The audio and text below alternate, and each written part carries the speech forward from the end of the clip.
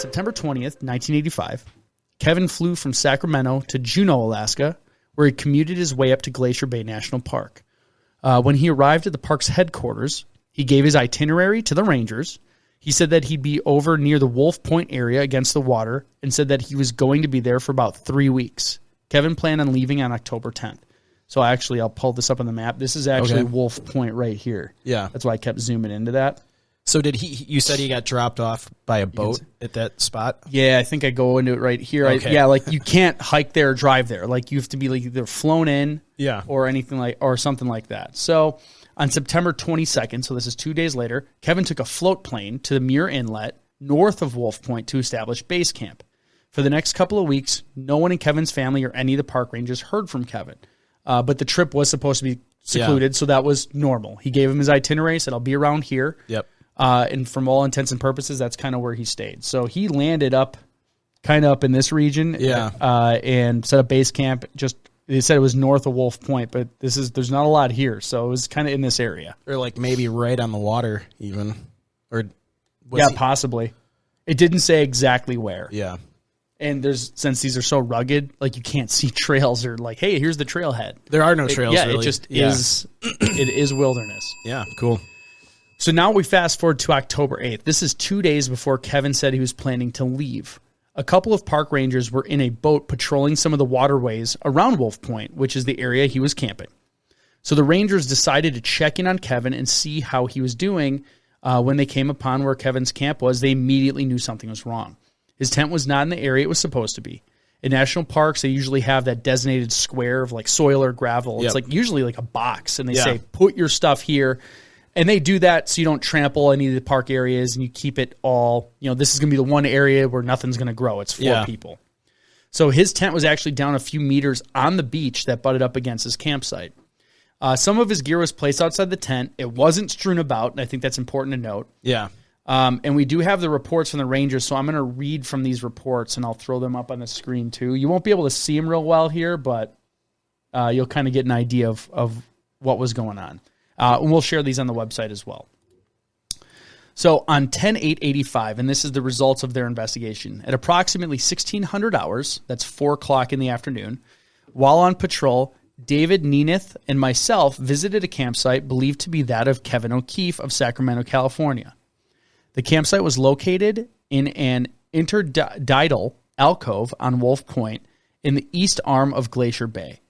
And that's where I zoomed in on. I don't know exactly what that means, so I zoomed in on that area, but it gives you an idea of where they're talking about on Wolf Point. The initial observation showed a high tide debris line at the base of the tent. We called out, but received no answer. At that time, we zipped open the tent and observed a sleeping bag laid out on a blue foam pad and a green Kelty backpack lying beside the sleeping bag. So it looks like he had just been in there. Like, all his stuff was unpacked. Yep. No sign that, like, a bear attacked his tent or something and, threw everything around. Yeah, I'd say the one thing is they saw a high tide debris line at the base of the tent. It didn't sound like it got up to the tent. So take that with a grain of salt. It says we walked around the camp ranging as far as 100 yards, about 100 feet to the north of the tent. We found 2 stuffed sacks at the base of a clump of alder. A palpation of the sacks led us to believe that this was his food cache. Because O'Keefe was not due to be picked up until the 10th, we left his camp untouched, thinking he was out on a day hike. An additional note was that the tent had a broken pole that held up the rainfly. So one of the top poles on the top looked like it was potentially broken. Yeah. So now this is 10/9, a day later. Okay. 10/9/85, so October 9th, 1985. I returned and motored by in a drumlin at 11:30 hours. That's in the morning, so I think that's the boat he was in. The area appeared to have been untouched overnight. I then picked up David Nemeth and Jane Letarte from Nunatah Cove, and we motored to Wolf Point. We went ashore to investigate. The tent had not been repaired, and the gear didn't appear to have been disrupted. We then anchored offshore until dark, then returned to Goose Cove for the night. At 18:30 hours, that's 6:30 at night, Bartlett Cove was notified that a search should be initiated as it appeared that O'Keefe was missing. An overflight was requested for the next morning, and notification was made to acting SUPT dot. I don't know. Is that superintendent? I'm guessing that's Superintendent Gary. Is that a title with the Park Service, like a superintendent of the park? Yeah. Okay, I just don't know. Gary Vequist with a request that the Alaska State Troopers be notified and alerted that the Sea Dogs be put on standby, pending the result of the overflight. Later this evening, we were notified that an overflight was scheduled for 1000 hours the next morning. So now we are on October 10th, 1985. This is the day he was supposed to be leaving. So if he was gone doing something else, this is the day in his itinerary that he was supposed to come back. Yeah. On 10/10/85 at 0800 hours, we motored from Goose Cove to the western shore of the Muir Inlet and checked the shoreline to Wolf Point. We arrived at Wolf Point at 0900 hours and went ashore to take an inventory of the equipment. See attached sheet for the complete inventory of the tent, pack, and food caches. We do have that too, so we'll be posting that online. At 1000 hours, a Cessna 206 on floats from Glacier Bay Airways arrived with Art Hayes as a pilot and Ranger Lee Seelig as observer. I then got aboard and we made a 2-hour overflight. See attached map of the sea area. I don't have that and I couldn't find it. Yeah. So that did not come in the FOIA request. Meemith and Letarte went ashore to do a hasty search of the area. The flight and hasty search turned up nothing. Seelig then disembarked the plane and was instructed to await the Sea Dogs before continuing the search, so as not to further contaminate the area with human scent. So before you go further, my initial, first of all, it seems like he went out on September 20th, or he flew there. September. So the 22nd is when he actually went out to establish his base camp. It's now the 10th, yes. And it still doesn't even sound like a full-fledged search is underway. It's a couple rangers and a plane kind of flying around. Not to take anything away from that, but and they have no idea when essentially the first missing would have been. I mean, it could have been 4 or 5 days could have before been on the 30th of September. It could have been 2 days after. Yeah, he got there. They have no idea. So obviously Joe researched this, so I don't know the case, but I can already say in my head that this is not a good sign that the search is moving this slow, and it's not anything to do with the park or the rangers. This is a very remote park. Yeah, there's not like a bunch of trails they can hike up to go to a spot, and even the equipment available. It's such a remote park. I mean, well, and there's nothing occurring that seemed off itinerary. Even when they first saw the stuff, and that's why I said it was important. It wasn't strewn about. Like they explained it as his stuff was kind of set out around the tent. Yeah, so they didn't think anything of it. Like, okay, maybe he's just gone. We'll check back in tomorrow, and that's kind of like, all right, maybe he's still not back. Hike. Yeah, nothing's been touched. This doesn't look. Now let's start raising some red flags. Okay. So at 14:30 hours, that's 2:30 in the afternoon. I'm so glad you know military time so quickly. It's just -2. I know. But 2 scent/tracking dogs and handlers from the Sea Dogs in Juneau arrived via a chartered Livingston ERA helicopter with Charlie McLeod as pilot. This is a really detailed report, by the way. This is a very detailed report. Oh, yeah. They have nothing better to do. So Seelig, accompanied with the Sea Dogs, Riley Ritchie, Auk Bay, Axe with Taco, and Dave Haas, Juneau, Alaska with Rinny. So they even named where the dogs came from. That's funny. And searched the area until dark. At 18:30 hours, that's 6:30, excuse me. During the ground search, Nemeth and Letarte were on board the helicopter doing an aerial overflight of the area. See attached map. Again, I don't have that map. The Drumlin anchored up at Wolf Point overnight. At 13:30 hours, that's 1:30, and 16:30 hours, I made a radio announcement requesting information from any vessel who may have seen O'Keefe at any time during the period he was camped at Wolf Point. There was no response at this time. Now, just to cut into, people listening might be like, why are you just reading this report? This is like the most accurate description of kind of a search that we've seen in a while from the National Park Service. And usually we're going off of, secondhand, third-hand, fourth-hand information from like news reports and reporting on this. It wouldn't do the information justice if we took this report and then, wrote it out in our own words just to describe it back to you. You really got to hear what these people are writing because it's so incredibly detailed. We're not used to these kind of reports. Yeah, these cases. This is written when they were doing this or directly after. So you're getting... I'm guessing they're taking notes while they're searching. Exactly. Yeah. I mean, they're probably taking notes. This is the words of the people who did the actual search and how they saw the scene. So this is, they didn't have video back then, or they did, but they're not going to have, handheld video cameras doing this stuff. So this is the best visual you could represent of what was happening real time while this guy was missing. Yeah. Search and rescue dogs or sea dogs were flown in with their handlers in Juneau to help with the search. We did talk about this. This is the results of the investigation. So Richard O'Ginn, the Alaska NPS regional office, and Sergeant Robert Lone, which is a state trooper, were kept updated on the search progress on a daily basis. Information from people he had contacted at Bartlett Cove and his relatives was used to determine his plans and any type of equipment. His sister and his mother were first notified by telephone on October 10th of 85 at 13:16 hours. That's 1:16 in the afternoon. To the frequent contacts in subsequent days. Miss O'Keefe had made several other camping trips Mr. O'Keefe had made several other camping trips in recent years, but never for such a long period of time. He planned to take a short day hike from his tent site. His mother was concerned because of her son's bad knee. During the search on 10/12/85, a pair of hiking boots and hat believed belonging to O'Keefe was found about a half a mile northeast of the tent site. So he had a bad knee. Yeah. They found hiking boots and a hat, which they're in the middle of nowhere. Yep. So it's probably his. Yeah, there's not like tons of people were out there. There's a good chance in this search and rescue operation that whatever they find is related to O'Keefe, just because, A, the park is so massive. It's so hard to get to these spots. It is 1985. There was less tourism to the parks at that time. Yeah. It was just difficult to get there at that time. Yeah. So this goes back, that made a statement about 2 days from there, but we're now on the 11th of October. Okay.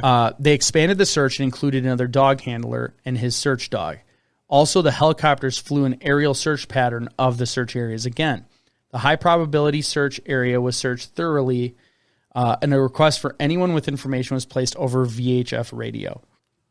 So the land search continued on October 13th of 85 with 3 remaining employees, Lee Seelig and Dave Nemeth, and Jerry Case, until late morning when they began a search along the shoreline from the MV Drumlin, that's the boat they were on. They returned to Bartlett Cove at approximately 2000 hours. So that's 8 p.m. Gary Vequist, Jerry Case, and Randolph Hensley flew the search site on 10/14 of 85 to conduct a shoreline and aerial search of the area. After the flight, the search was officially discontinued. However, during winter aircraft and vessel patrols, and I think it gets cut off on that one. Yeah, I didn't have the follow-up. Let's see.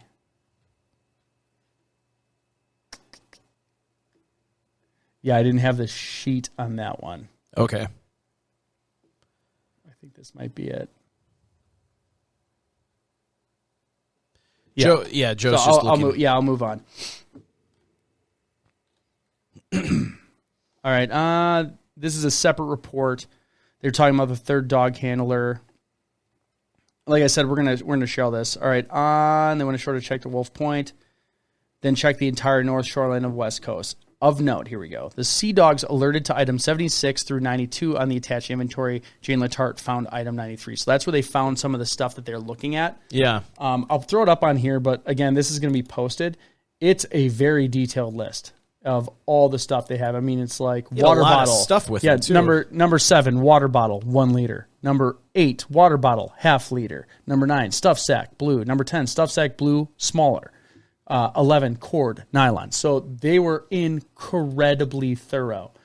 So they had mentioned that the dog found item 76 through 92 in a different spot. So that would include a black plastic bag, mothballs, another bag with plastic, a ticket for Alaska Airlines, some food, the crackers, salami.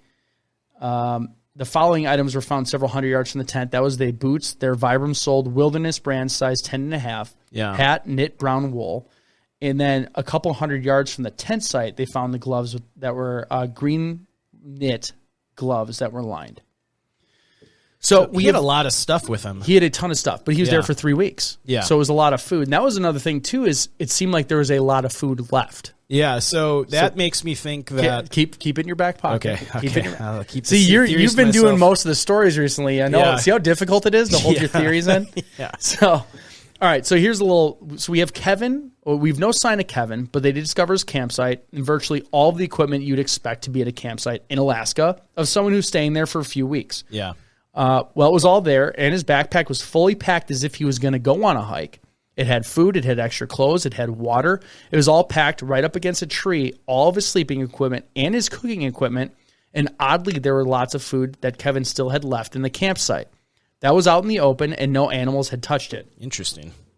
As they began searching the outer areas of the campsite, dogs were able to locate Kevin's boots and gloves, as we said.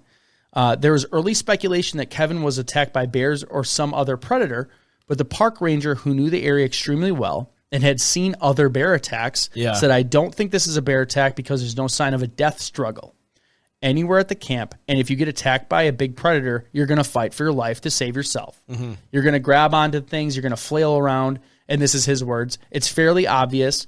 And there's none of that. There's also no blood or remains or any indication that someone was hurt in this space. And if an animal had come into this camp and attacked Kevin and eaten Kevin, they certainly would have taken that food that was out and about in the campsite. As the investigation continued, rangers noted how strange it was that no animals were coming into the campsite at all. There's just no activity, nothing in the area. It's like the animals were staying away from Kevin's site. So that's one of the things they said. Cue the X-Files. I know, right? So investigators went to speak with Kevin's family and asked if they had any signs that he was looking to end his own life, or any relevant information they could give him. The response was that Kevin was really happy, well-adjusted, including being excited about the trip.